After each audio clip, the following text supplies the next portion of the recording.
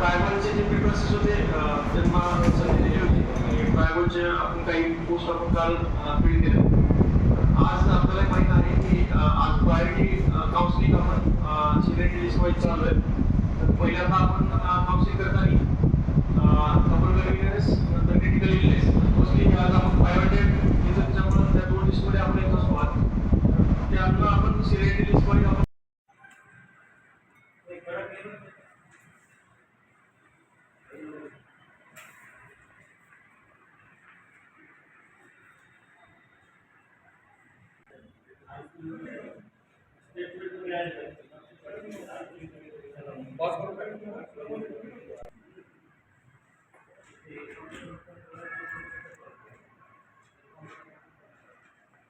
झालेली आहे. त्याप्रमाणे आपण कॉल करत आहोत.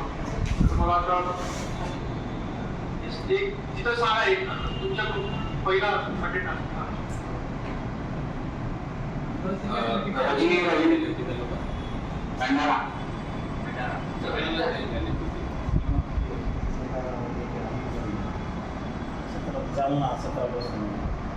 का व्यक्ती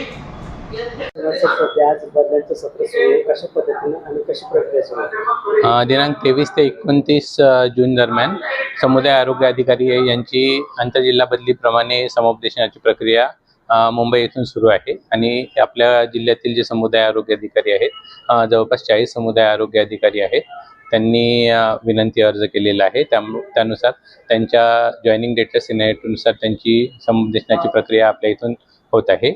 इथून त्यांनी ज्या जागी मागितलेले आहेत त्या ठिकाणी जर वॅकंट पोस्ट असेल तर त्यांना मुंबईवरून तशा पद्धतीच्या ऑर्डर्स निर्गमित होणार आहेत.